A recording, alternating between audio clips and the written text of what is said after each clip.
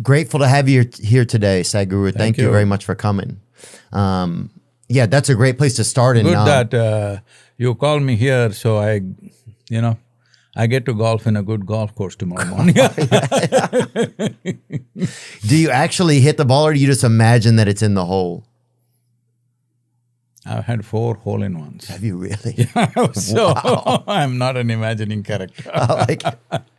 No, it's good to hear. That's awesome, man. I wanted to. So you're like a sorcerer, not a sorcerer. What is you guys? You're a visualizer. What is kind of the terminology that they use for? I'm a full-fledged human being. Okay. Is that good? That's fair. Okay. Yeah. Because As long as you. right now, human beings are always trying to cripple themselves with their thoughts, with their emotions, their whatever else. Yeah. If you do one thing, that in your life you're not the impediment.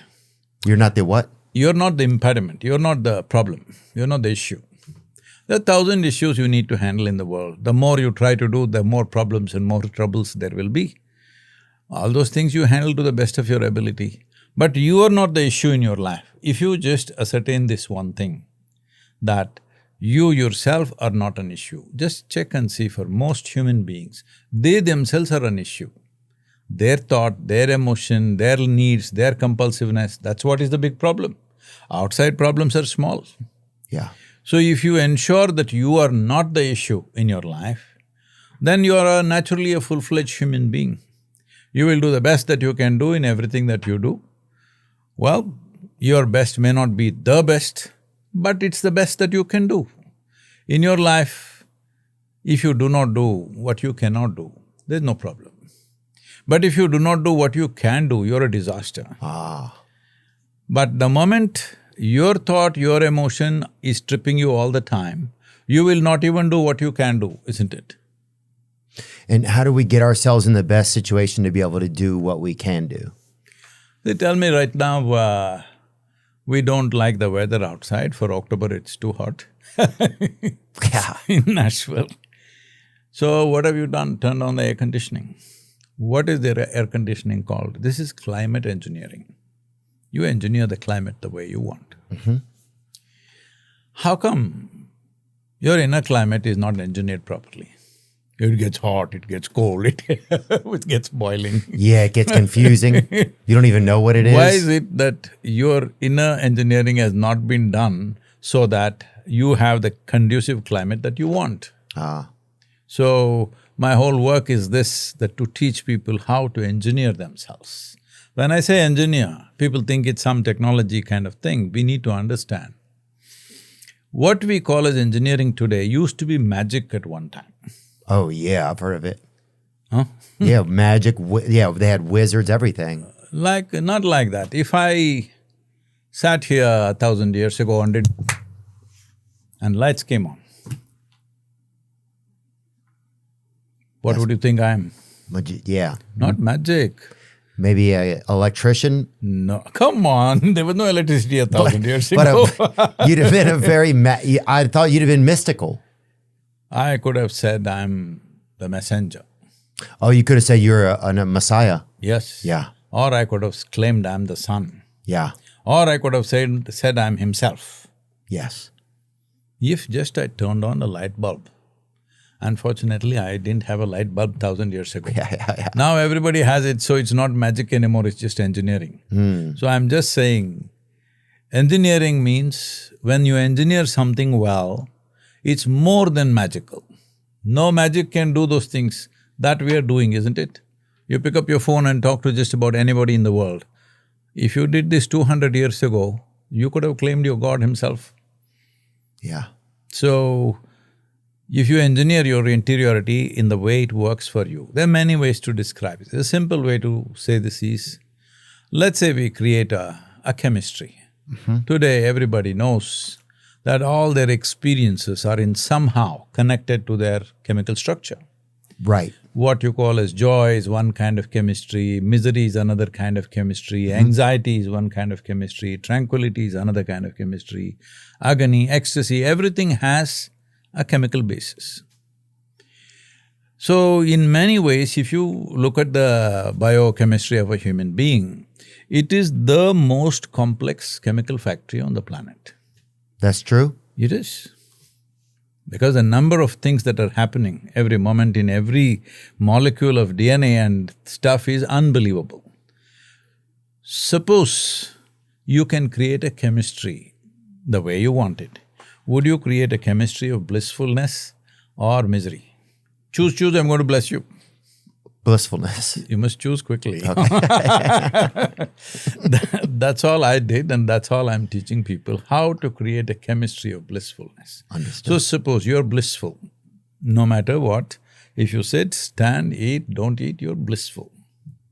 If you're blissful, essentially what it means is there is no fear of suffering. Ah. Only when there is no fear of suffering will you take full strides in your life. Otherwise, every step is a half a step. That's all that's happening to humanity. The fear of suffering is crippling them, not allowing their geniuses to flower. Every human being is capable of this, but it's not happening because the fear of suffering, what will happen to me? So if you are given this assurance, no matter what happens around you, nothing happens to you, you are the way you are, you're blissed out all the time. Yeah, you gotta get blissed out. Yeah, I understand that. So if you can… No, I didn't ask you to go for those things. Blissed out means not that. No. Blissed out means like this. Okay. That is, I fix my chemistry from inside, not from outside. So that's what you're… right.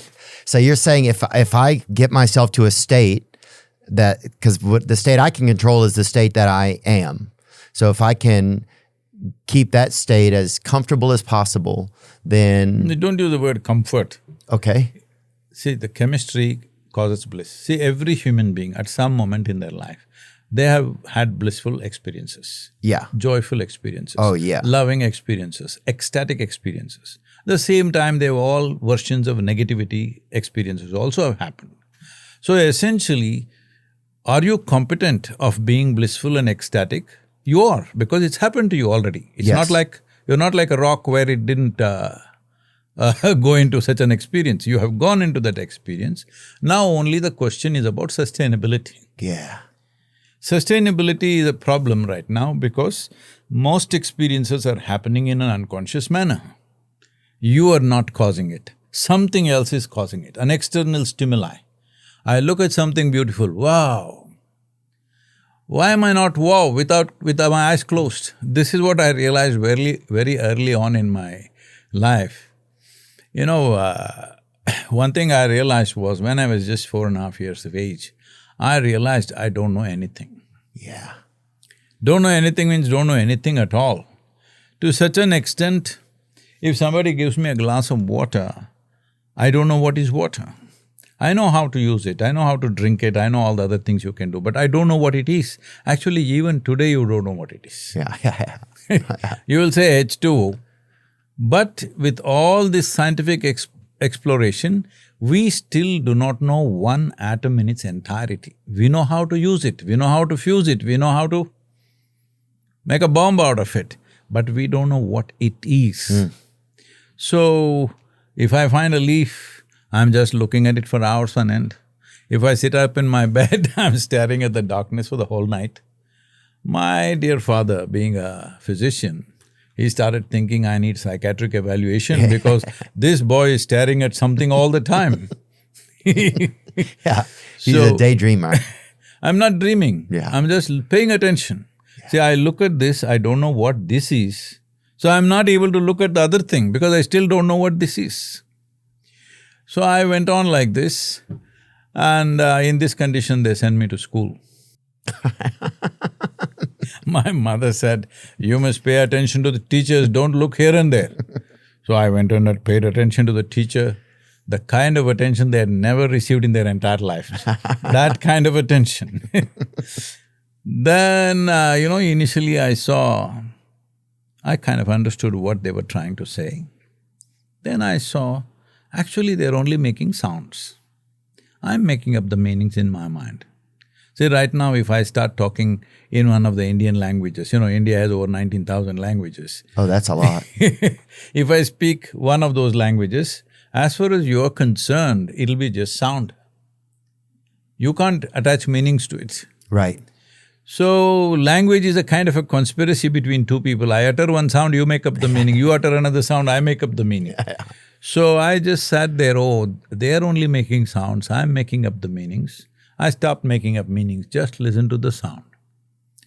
Very attentively, not disregarding, listening carefully. Then I found it so amusing, teacher after teacher, they come and make noises and noises and noises. A big smile spread on my face. But they were not amused at all.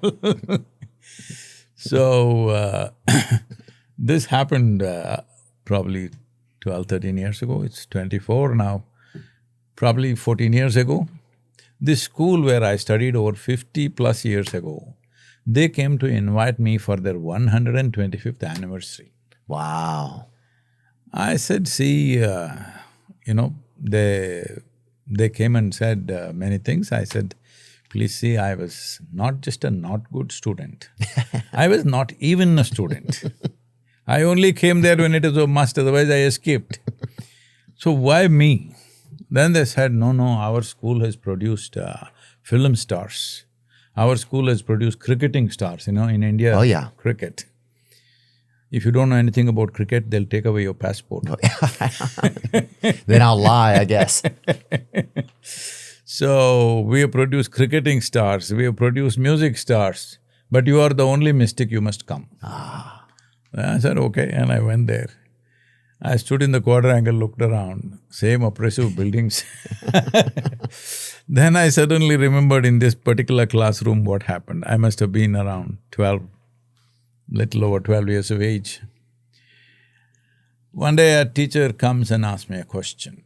I've slowly graduated to a place where initially I was not attaching meanings to the sounds. After some time I'm not even hearing the sounds. If I see somebody, I see it's just a blob of energy and all kinds of things happening, but I'm just fully attention, but I can't even hear what they're saying. Wow. So he asked me a question and I'm just looking at him without a single word. And he tries to get an answer out of me for over 35 minutes. When he doesn't get it, he comes and holds me by the shoulder, shakes me violently like this and says, you must either be the divine or the devil. I think you're the later.